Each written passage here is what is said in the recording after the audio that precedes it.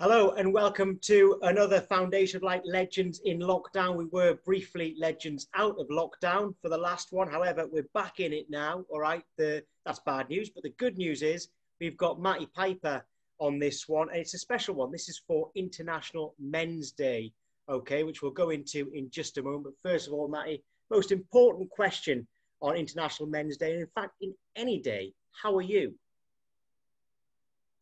I'm good. I'm good, thanks, Tom. Thanks for having me on. Busy at work, really. I'm running an academy now, so it's an education academy, so we're still allowed to be open through this lockdown. So I've been keeping myself busy with work, which is important for someone like me, because in the first lockdown, I did struggle a little bit, just being confined to the house. And not being able to get out. I tried to keep myself busy by creating a podcast and such forth. But this time I'm in a good place because I get to still work with the lads that we're trying to help and support. Yeah, it's a big help just being able to get out and about. Just keep your mind working, isn't it? Getting out to work, and it's a little bit better this one, especially with football on as well. So this is a special Legend in Lockdown for International Men's Day, and the Foundation of Light has got a Be a Game Changer program. We'll go into more details there. It's doing some fantastic work, the Be a Game Changer program at the Foundation of Light. We are going to start by talking about Matty's career, mainly at Sunderland, but then anyone who's read Matty's book before or listened to various podcasts that he's done will know that he has had his struggles with mental health, and that's what all International Men's Day is all about. And talking to each other, and maybe we can get some advice from Matty on how to cope with very difficult situations like that. Maybe his story can resonate with a lot of people watching and listening to this. So we're going to go into detail about this. And for those that don't know, I am a mental health first aider.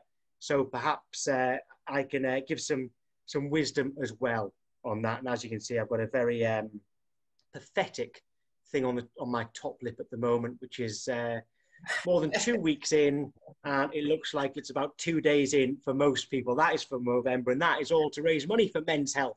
Okay, so in terms of raising money, remember that the link to the Just Giving page is at the bottom of this YouTube channel. So make sure you do give it to the Foundation Light for all of the work that they do. All right, Matty, lots to get through. All right, but let's start with the football. All right, let's take you back to a youngster. You are absolutely flying personally at Leicester, although Leicester weren't going so well. You were the shining light there, and Peter Reid noticed you and wanted to take you to Sunderland. But the move wasn't that straightforward, was it? No. First of all, I don't like admitting this, especially when I'm on something to do with the great football club that is Sunderland, but I didn't want to leave. I just didn't want to leave Leicester. I was at Leicester since I was 7 years old. Worked my way through the academies and finally got in the first team. And as you say, at the time, we wasn't doing very well. We were sort of languishing in the bottom 3 of the Premier League. But I got in the team and I loved it. I was playing well. The crowd loving me. So that dream you have as a youngster to play in front of the Leicester City crowd, that's what I was doing.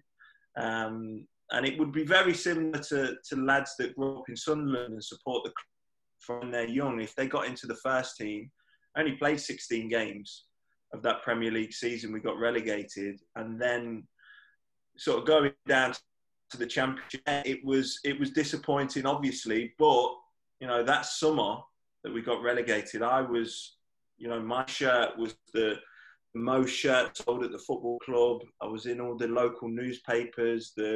The radio stations in Leicester were talking about me a lot. So it was what I dreamed of doing since I was 6 years old. It didn't matter really what league I was in. So when, you know, the news came that Sunderland wanted to sign me and Leicester were willing to sell, it was a little bit of a disappointing situation for myself, really. But I went up and met Peter Reid and really liked him. I told him no on the first time that I wanted to see him though. And but very quickly, I knew that it had to happen because Leicester were on the edge of administration and needed me gone, needed the money in that Sunderland were willing to pay. So quite reluctantly, truth be told, I moved to Sunderland. But as I was there, the lads in the dressing room, the manager, Peter Reid, and the crowd, that was what really sealed the deal for me. The first time I played in front of that Sunderland crowd was amazing. And it was just special time, really, because I really didn't want to go. And when I actually got there, it was a brilliant time. And you said that at Leicester, your shirt was the most sold name and number on the back of a shirt. Well, I know of at least one in a Sunderland shirt as well. Do you recognise your first away shirt? Oh, mate, that's my favourite shirt from the football club. That's my favourite shirt. Oh, where'd you get that from? Well, that's amazing. Is that your shirt, Tom? That is my shirt. I'll tell you the story behind it. Do you notice a mistake? Not a spelling mistake or anything, but do you notice a mistake with the name and number? No. Well, Wrong the official colour. one, the name and number were in white.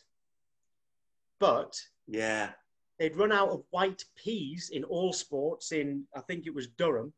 So obviously quite a few people must have been asking for Piper, or maybe it was Phillips. Maybe it was Phillips. So I thought, well, if they're running out in white, they're going to run out in black soon as well. So that is a slight mistake on the back there, but that was me so delighted that you had signed for Sunderland. They got Piper number 7 on the back of my shirt as well. So you sold plenty in Sunderland as well. Oh, mate, that's amazing. That's made my morning. That's my favourite Sunderland shirt as well. And I've still got 5 or 6 Sunderland shirts, most of them unused, obviously, because I hardly played for the football club because of my injuries. But I've got 2 of them blue ones, and I will not give them away to anyone. They're my favourite shirts. Yeah, absolutely. Absolutely love that shirt. It turned out to be a bad season for the club. And unfortunately for you, your time at Sunderland, there will have been some miserable times because of your injuries. How difficult was that when you look back there? Because I think you were there for 4 years, but it was just injury after injury. How hard was that, and what happened? Yeah, well, the first 13 games were brilliant.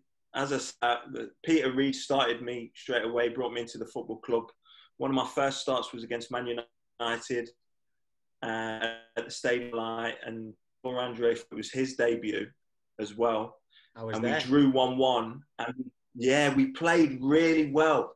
And you looked around in that dressing room at Sunderland, and you've seen players like Tor Andre Flo, Joachim Bjorklund, Kevin Phillips, Niall Quinn, Jason McAteer, Phil Babb, Thomas Sorensen. It was good footballers, really top-end footballers. And I thought, we're going to have a great season. And then just as the season started going along, there's a few injuries, obviously. Myself, I got injured. I think one of the early defeats was against Newcastle away. Shearer and Bellamy scored. And that sort of just persisted a little bit. And from then on, as you say, it was sort of a real disappointing season. But me, on a personal note, I started really well, but then 13 games into that season, I got injured with my first really major knee injury. And then I still got my medical history now because I had to look through it for the book that I've done. And you're sort of looking at some of the injuries that I had and the timescales that I'm out for. And it was literally knee injury after that first 13 games. Then it was back after about 6 months, 2 games played, injured again with the same knee. And it basically just continued like that through my time at Sunderland, which was really unfortunate. And at the time, I don't think I felt depressed. Even though I was having all these injuries, I wouldn't have spoken about depression to anyone or mental health issues or mental illness. I just was tunnel vision on getting fit again and trying to get back fit and stay fit. But when you look back now as an older, more mature man, I was clearly going through terrible struggles, really, at that point. with my mental health, and I was sort of hiding it and masking it in ways of starting to make the injury jokes before anyone else did, because that's how it comes when you're injured a lot. I remember a lot of people say, wow, if you were a horse, you would have been put down by now. You know, these little jokes and little banter that happens in the dressing room. And I started making them jokes before anyone else did, to sort of protect myself in a way. So I look back now and I really struggled with my mental health through that time, but I couldn't put a finger on it. I didn't have anyone to talk to about it. So you just get on with it and you keep it all inside. So were you living on your own up there as well at the time? And even though I'm sure you had lots of friends at the club, that keeping it inside is, you know now, the worst thing that you could have done. But how would you get it through to the young Matty Piper that was the worst thing that you could have done? Well, it's really difficult. I've told a story recently in my book as well. I put it in there, that there was another injured player at the time. I won't name his name, but there was another injured player at the time. There was a few of us, and we sort of formed a clique of trying to talk to each other and get back. And this guy at the time, he was in the first team, and he said to me, I'm going to tell the club that I'm feeling depressed and down, or certain people in the club. So a few of us had very close eyes on that situation when he did it, because I wouldn't have had the courage, number one, to do it, or I wouldn't have known how to have started that sort of backwards and forwards between the club, because I always, when you're growing up in the football environment, especially when I was, if anyone talked about any kind of mental struggles or illness, or it was looked upon as too weak. He's not got the right mentality to be a footballer. So I always thought you keep that information to yourself. So we had close eyes on this situation as someone that wanted to speak out myself. And, you know, it's time's gone by, so I'm sure things have changed now, but I didn't think it was treated well at all.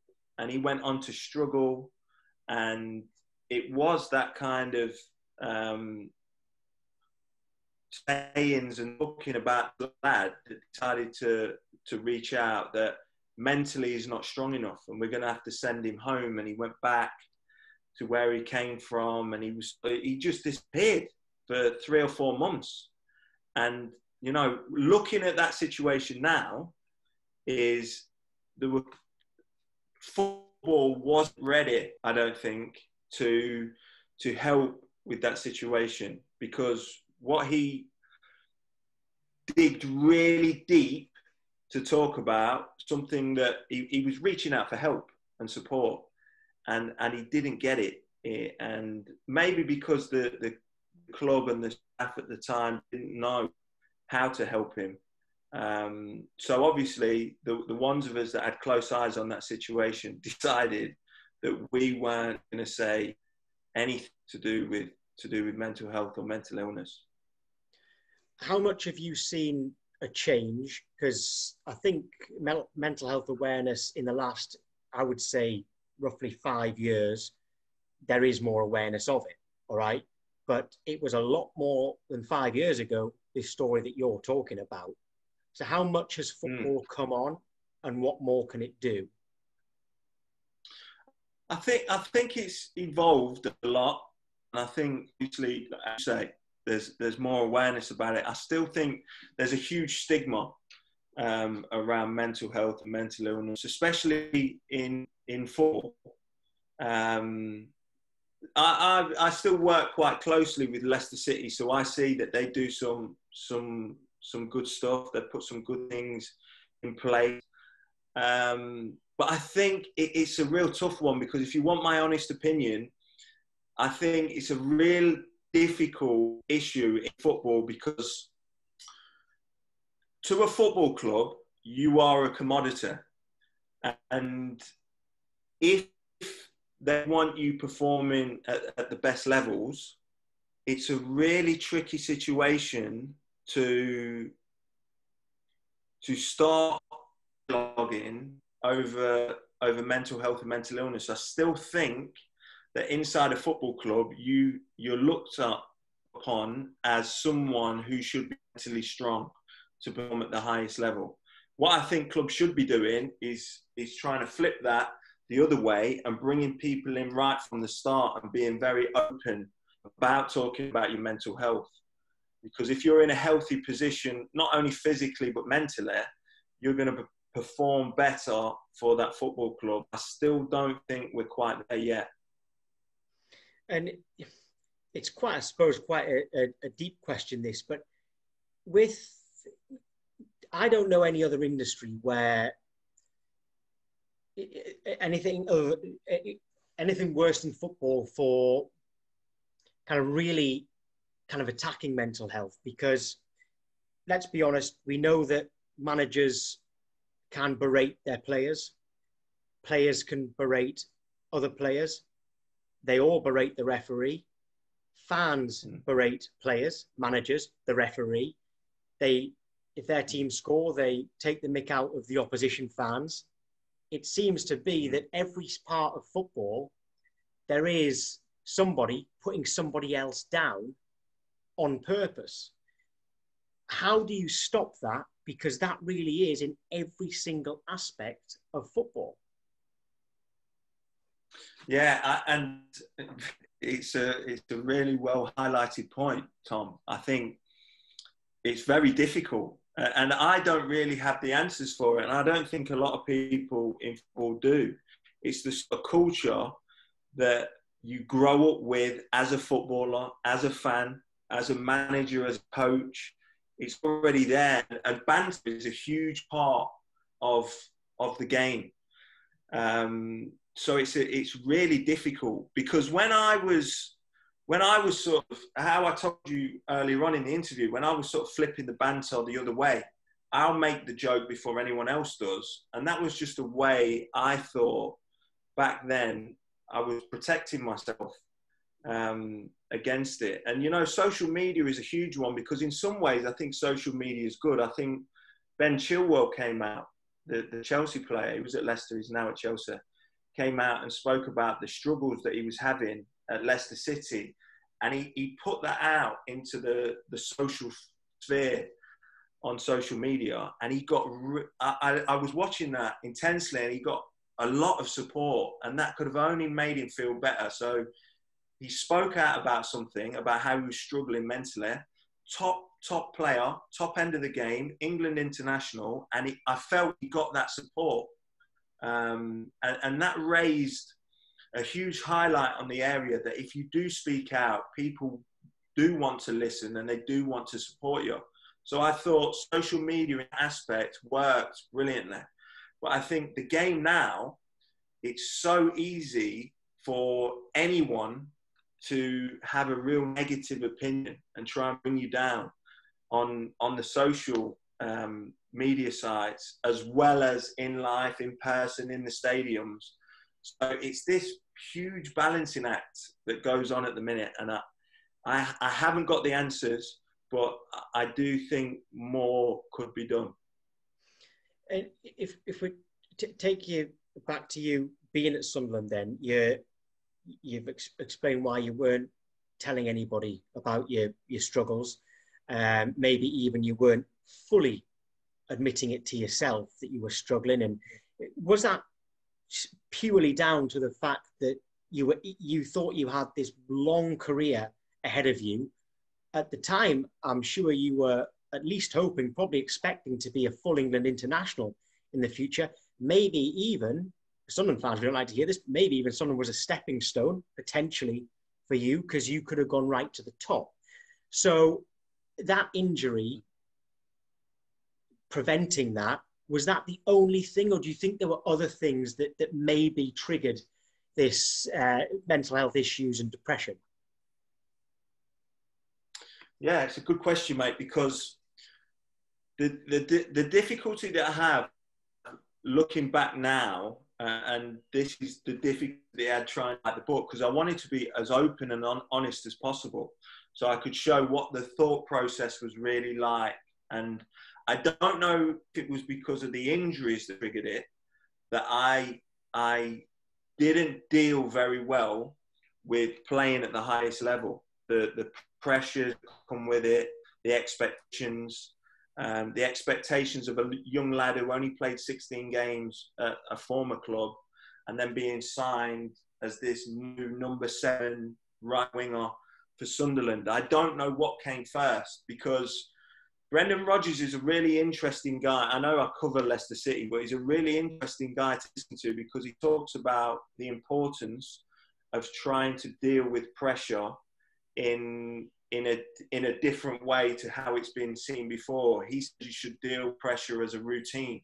So you need to build dealing with pressure into a routine of your everyday life. And when he speaks on the matter, he really gives me clarity. And if he was a manager, for instance, that I was playing under at the time, I think he could have really helped me, because the injuries kept coming thick and fast. And you deal, as Brendan says, you deal with pressure as a routine. If you haven't got any kind of routine in your playing game for Sunderland, which I didn't, back for 2 or 3 games, injured again, out for 6 months, back for 6 games, out again. I never built a routine. So I never built a routine of how to understand and deal with that pressure. And literally, mate, before certain games, I was sitting in the toilets in the dressing room, scared to death, honestly, to walk out of that 5 minutes before kickoff. I always used to go and sit in the toilet and have to do some kind of breathing exercises, just try and calm myself down, to then go and put the shirt on to walk out into the tunnel ready for a Premier League game. And I don't know if that's because of the injuries,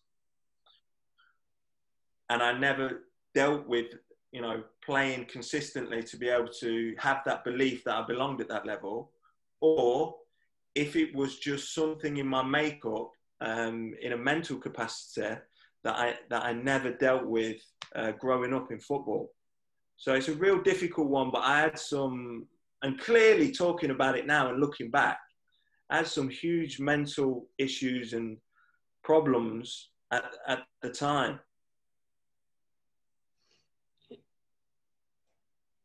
How much would it have helped you, looking back, if you had opened up to even just one person in the dressing room or at the club who, if you're in the toilet trying to get yourself ready for this game and doing the breathing exercises, how much would it have helped if even just one person knew that you were going through that?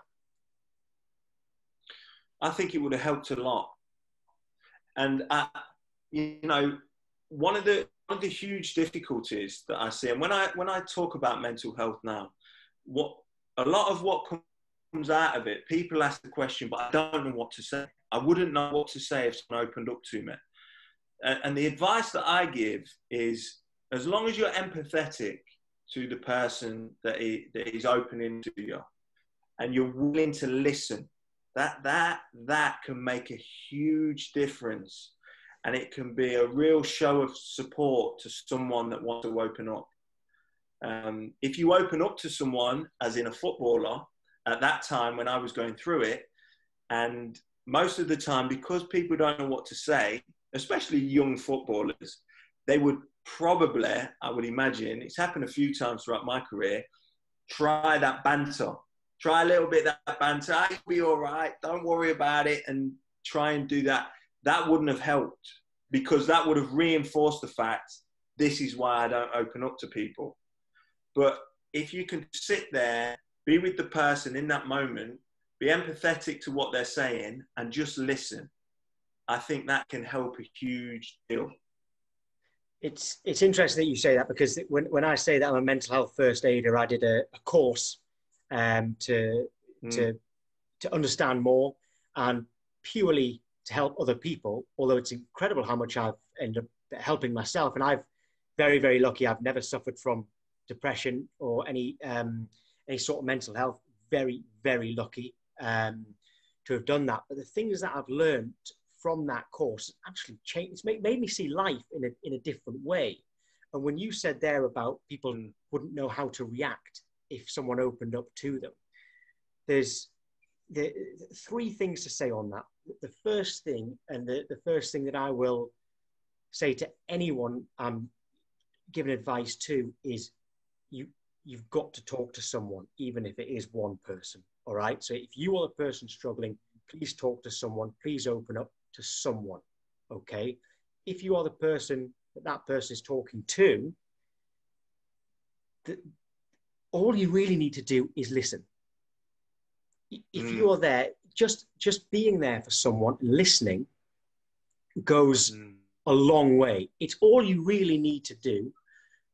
And also just asking someone, like I said to you at the start there, the most important question, how are you?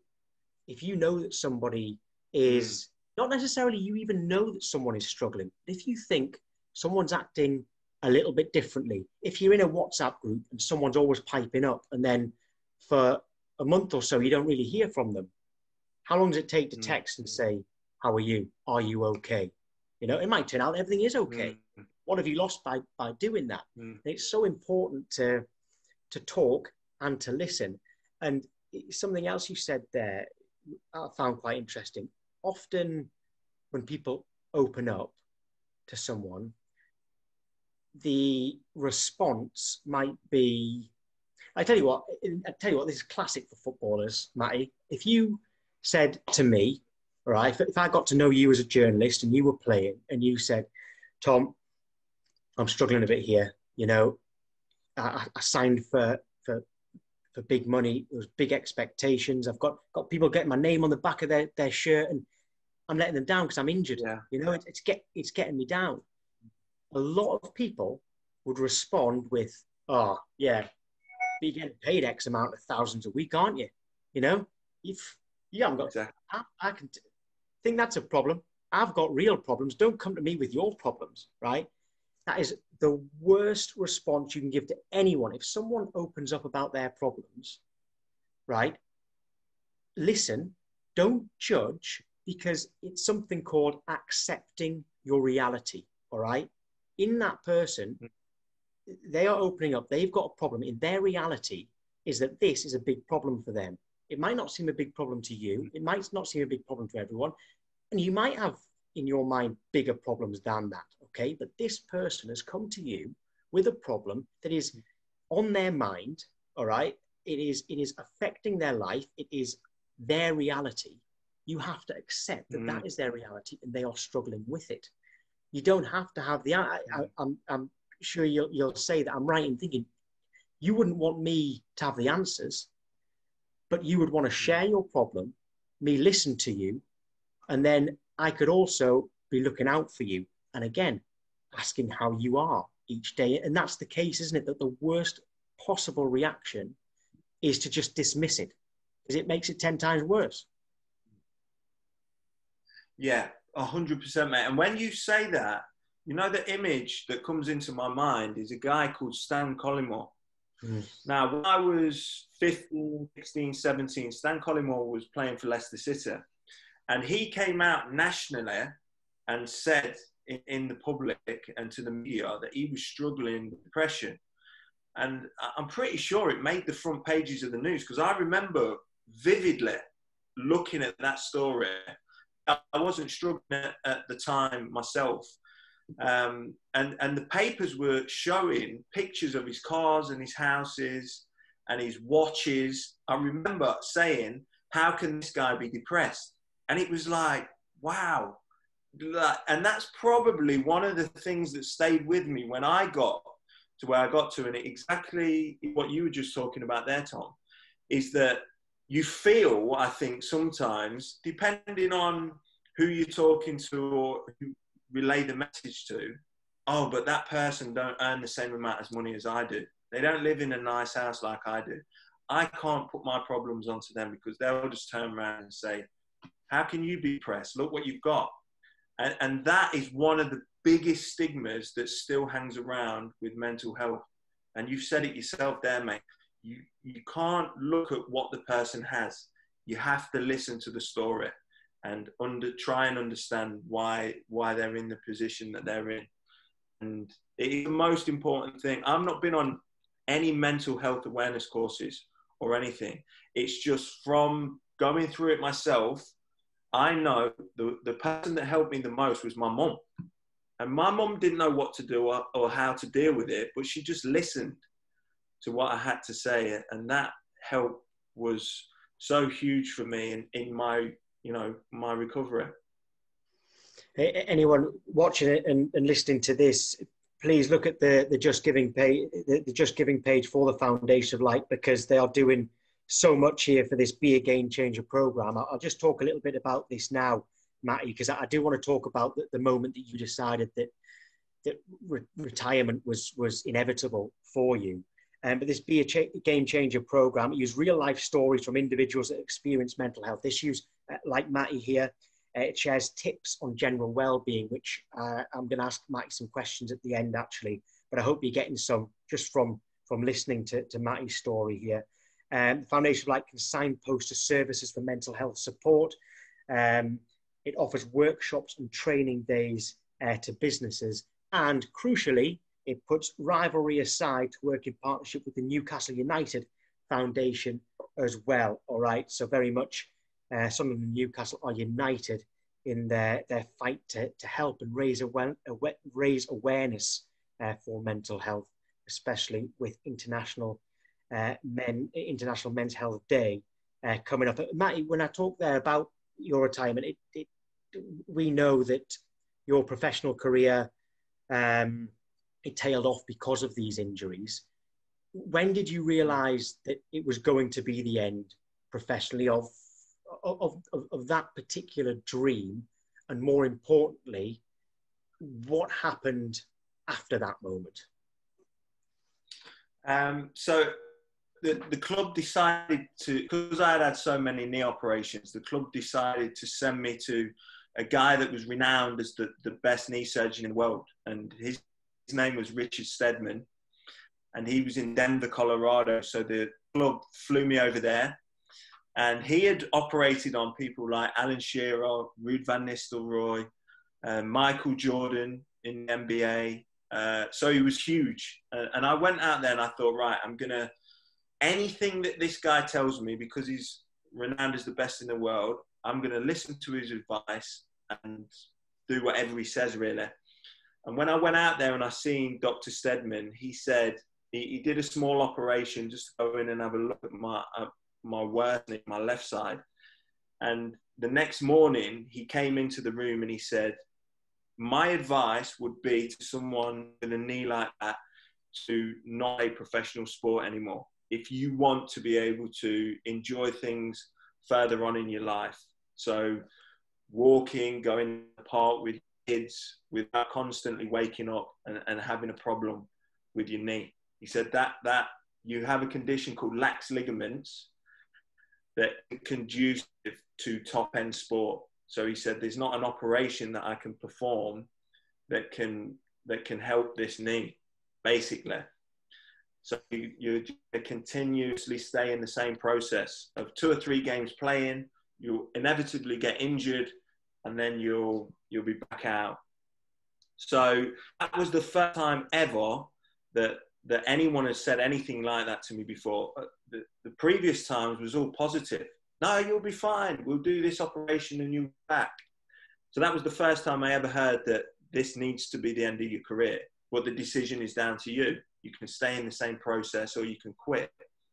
And so I went back, and Mick McCarthy was my manager at the time, and he was brilliant. Mick McCarthy was really good. And not just because Mick McCarthy, because of how you see him in press conferences and now the type of manager and man you think he is, quite, strong northern fella, but he was really empathetic to my situation. We spoke a lot. He kept in touch after I left the football club. He invited me to games and all sorts. He kept in touch to make sure I was keeping all right. And then when I went through my really dark period in life, he was one of the guys that used to phone me and check up on me as well. So it was he was a great guy, Mick McCarthy. I've got a lot of time for him. Oh, it's good to hear that about Mick McCarthy, actually, because a lot of people won't have seen that side to him. Like you said, he just, a hard man from Barnsley, isn't he? You don't kind of, and people see him as an old school manager, but that's actually that's very, showing a really caring side there. And I know that in your book, you go into detail as to kind of what happens after there, because at this point, it seems like in your life, your struggles really started. All right. How did things, I don't really like the word spiral, but I think in this case, it might be fair enough. Yeah, no, it's the exact right word. Sometimes I use snowball because I didn't realize that some of the decisions that I'm making now, I look back as a more mature guy, I wouldn't have made those mistakes, but I was only 25, 26 years old. And my life became, so the way I explain it is football was my purpose from 7 years old. It was my tunnel vision. It was my focus. It was my only real purpose in life. So football and being a footballer obviously became my identity. As Matt Piper, I'm a footballer. So when that gets taken away and you really don't have any other purposes in life, any other passions, it became a whole lot of nothingness. And this is a really important point to make, because at this point when I finished football, I had a fiance and I had children. So people will always, a lot of the time, I think sometimes it can be a mistake to direct and point people towards family and close friends, as in that should be a reason why you shouldn't be struggling with your mental health. I don't actually think that's right, because I love my kids so much. At the time, I loved my fiance so much, but they were not that purpose that I needed in my life. I think everyone needs purpose in their life. And when football was taken away from mine, that's when it became, wow, what now? What's happening now? And I was clearly depressed at that point. And the spiral that you talk about happened with one of the worst decisions I made was anytime I had a drink, all these thoughts and this lack of purpose in my life didn't seem as important. So I'd have a drink, and you know what it's like when you've had a few drinks and you feel merry and your problems sort of drift to the back of your mind. That began to happen every day, because it happens on a weekend at the start, Friday, Saturday night, out with your mates. Oh, life's not too bad. And you wake up on a Sunday and you feel awful. So the next decision that I decided to make, I'm going to start drinking every day because it makes me feel better. So then drinking every day, watching the Jeremy Kyle show for some reason, which was another awful decision, because you're just watching that sort of depressive daytime television programs that just make you feel even worse. And then I got into smoking, which I'd never smoked before in my life. Then I got into smoking, and then smoking led into smoking drugs. And then smoking drugs led into taking Valium, sleeping tablets, sort of a whole cocktail of different things to try and suppress the depressive thoughts in my mind, which obviously I know now, having that cocktail of drugs in your system whilst you're feeling depressed is only going to make things worse. And that's quickly how it spiraled down to rock bottom. And so how did you stop that spiral? Who helped you? And was there a wake-up call? Yeah, so the spiral stopped when I've still not ever said it, Tom, to be honest. The spiral stopped when the day I tried to take my own life, which is really hard to admit. It's really confusing for me, because I don't think, because I was so drunk and on a cocktail of different pills and drugs, I don't know if I had the clarity to actually sit there. I don't believe I did this. I don't believe I sat there and I said, right, I'm going to take my own life today. Well, but life was that bad. I mean, my fiance had left, quite rightly so. She had taken the kids with her to keep them protected away from a guy that was drinking every day and taking drugs, which was obviously the right thing to do. My dad didn't know how to deal with the situation, what to say, how to talk or conversate with a son that was going through that. My brother, who was he looked up to me as like his hero. He wanted to be a professional footballer. He's 18 months younger than me. And he's seen his brother like this, sort of going through this struggling life, but not really knowing how to deal with it. The only one that kept talking to me on a constant basis and was there for me was my mum. My friends had all sort of disappeared because I was just not a nice guy to hang around with anymore. So my mum and my dog were the only left, and that's how it felt. I've only got my mum and my dog, 27 years old, no job, money running out, depressed all the time, can't stop drinking, can't stop taking drugs. I've had enough. That's how it felt. And that morning, I emptied all the pills that I had left. So paracetamol, cocodamol, sleeping tablets, Valium, everything you can think of I had in the house. I laid it all out on the kitchen counter. I was already a litre whiskey deep that morning. It was only about 11:30, I think. And I downed the rest of the whiskey with all these tablets and then went and laid on my granddad's grave, where I live right close to a graveyard where my granddad's buried. Went and laid on his grave.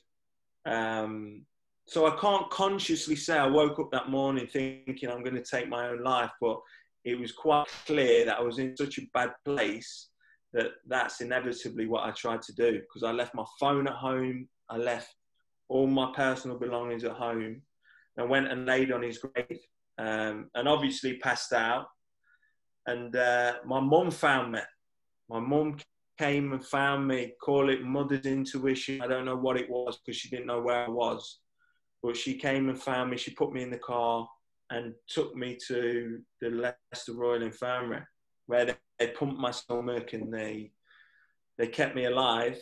And I've got a vivid memory of waking up, sort of drifting in and out of consciousness. And there were two doctors arguing over whether to section me or not, because I tried to take my own life that day. But that was sort of rock bottom. And then from there, my mum got in touch with a charity called Sporting Chance, which is run by Tony Adams. And I went down to Sporting Chance, and I was in for 6 weeks, and it changed me as a person, changed my life, it changed my outlook. While I was in there, I was only in there 6 weeks, it gave me purpose again. And it gave me the idea back in 2009 to do what I actually started in 2017 in the FS Academy, coaching and helping youngsters get a good education and progress their football career. Listen to that story. I mean, this is the importance of talking. I mean, you opening up like that, there will be people watching this now who probably feel quite uncomfortable, probably a few with a lump in their throat, tear in their eye. And it's so important for you to share that, and so great to see you now seemingly so healthy, certainly a lot happier than that. Since then, was that the end of the drinking and everything like that? Did you have to suddenly go cold turkey from that, or were you able to just realize that you don't have to do it every day anymore? Yeah, it's a really difficult one. And I find this, relaying my story then about a terrible time that I went through and nearly taking my own life, I don't find that difficult to talk about anymore. That's something awful that happened, but thankfully I came out of the other side.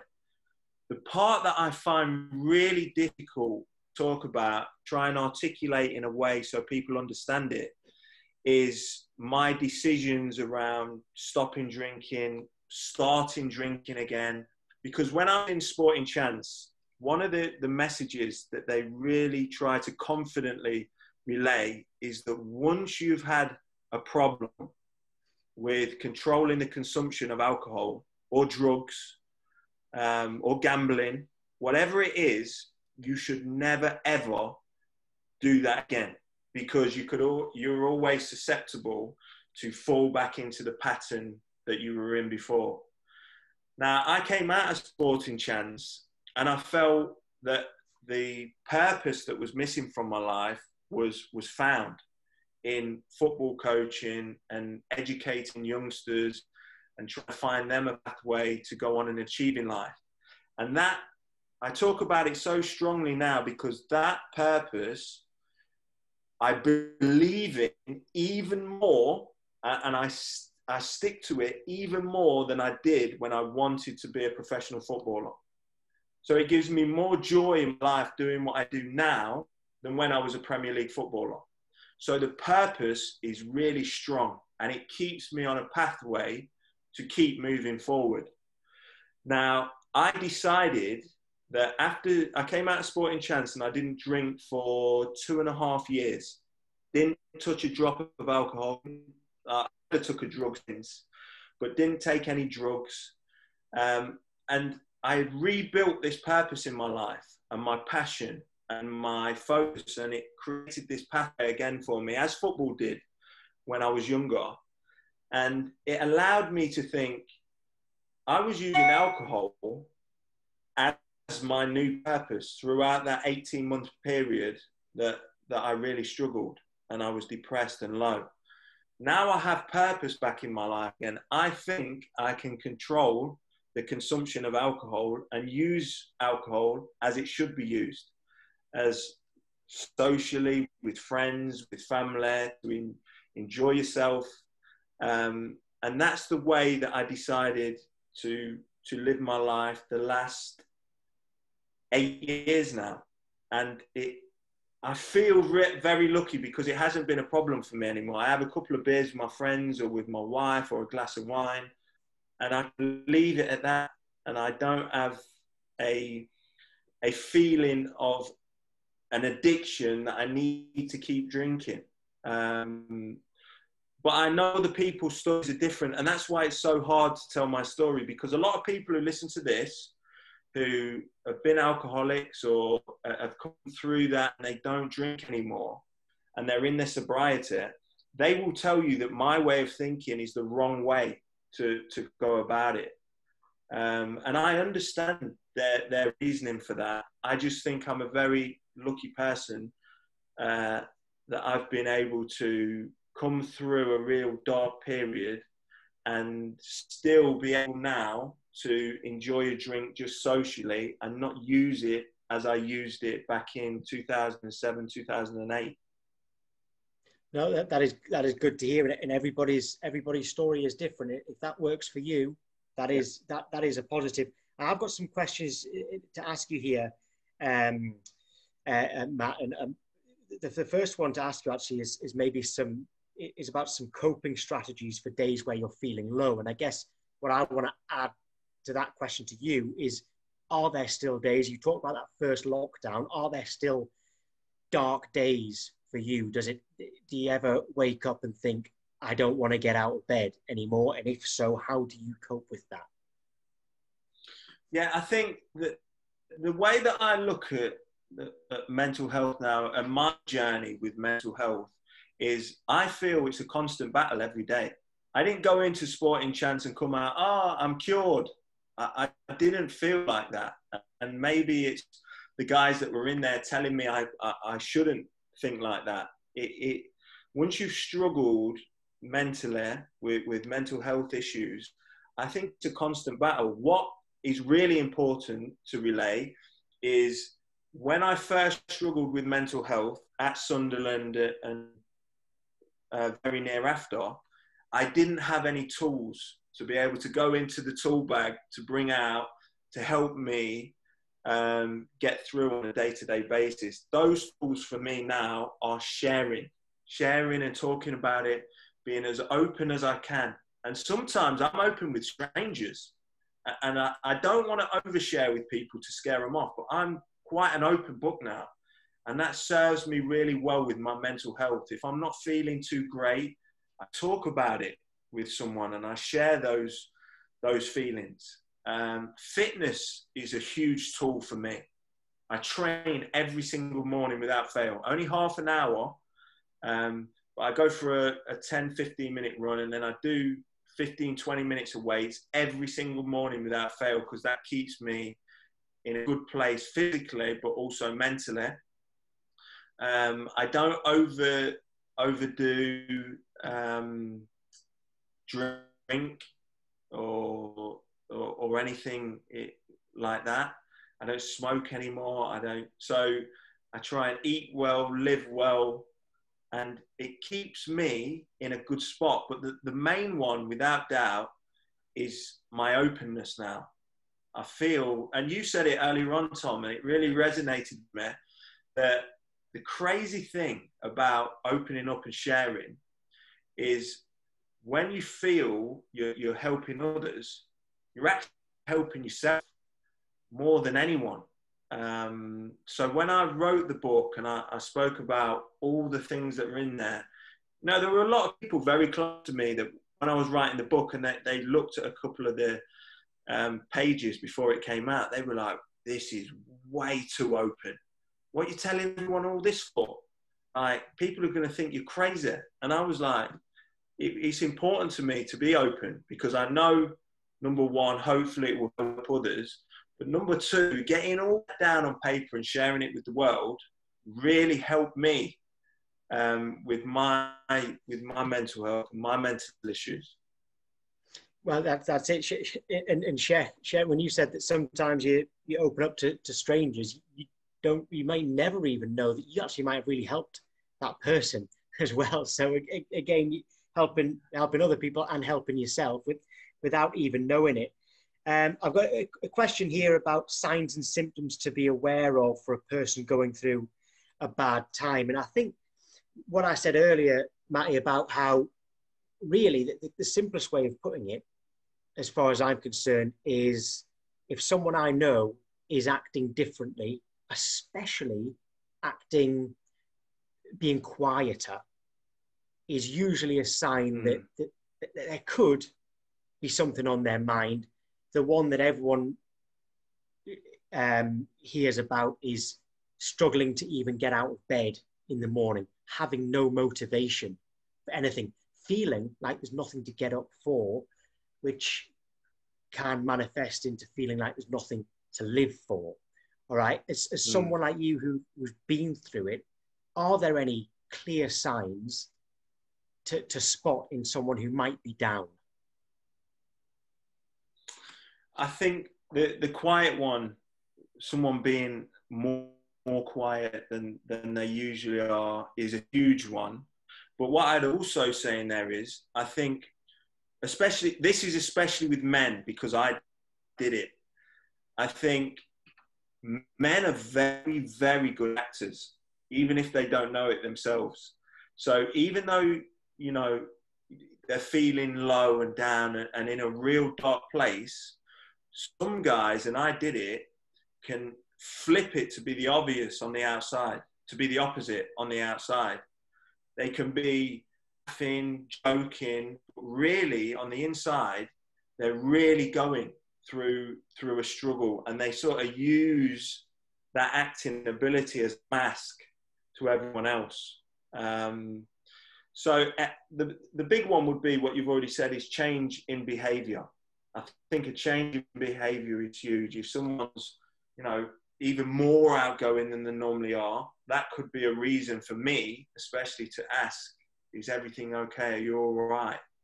But then on the other side as well, being a little more quieter, the feeling of not wanting to get out of bed, I can resonate with that massively.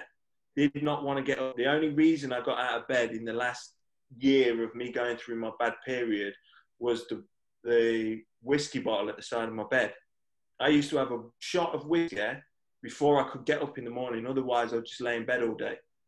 So it's just so difficult, mate, because in life, not just in sport, people hide these dark places and these low feelings, I think, really well. And that's why it's so hard to try and see it. We all know as men that this is such an old-fashioned view, and this actually isn't the way the world is anymore. But do you think that we feel more pressure as men on us to hide our feelings because we feel more pressure to provide for those around us, even though that is so old-fashioned? I mean, it hasn't been like that for so many years, yet we haven't changed in that time. Society has, but for some reason in our minds, we haven't. Yeah, I think it's that inbuilt part of the male makeup that we are supposed to be the providers, the protectors. We can't ask for help. We're the guys that are supposed to be giving help. You know, that's inbuilt, I think, in men, and that's why it is a struggle to get men talking. I think the more we have dialogue with each other on forums like this, the more that's why I was so pleased with Ben Chilwell talking out, because he's really at the height of his game at the minute. He's really in the public eye. And he opened up about something that a lot of people wouldn't, where he is in his career. You know, he's quite young into his career, just got in the England team, just had his huge move to Chelsea. And he decided to highlight an area of mental health that he struggled with. I thought that was huge. And the more guys in high profile positions that can do that, the more we can eat away at the stigma that is still there. Things are improving. Don't get me wrong. Things are improving. But the more we can be open and talk to each other, the better it's going to be. I couldn't agree more, Matty. I think we've actually gone over time, but it has been well worth it. And thank you so much for telling your story and opening up. And I think people will have their eyes wide open now listening to that, and hopefully they can open up as well. So thank you so much to you. That has been incredible.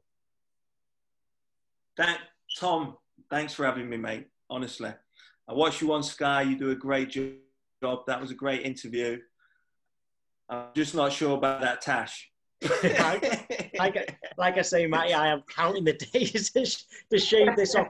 I can shave it off, then 2 days later get a haircut as well. I mean, I don't know which one I'm looking forward to the most. It's great to speak to you, Matty. Remember that there's a Just Giving page there for the Foundation of Light. It does so many things, but this one specifically is about their Be a Game Changer program to do with mental health. And this is especially for International Men's Day. And it doesn't matter whether you're male or female, that the one message that I've got is just look after each other.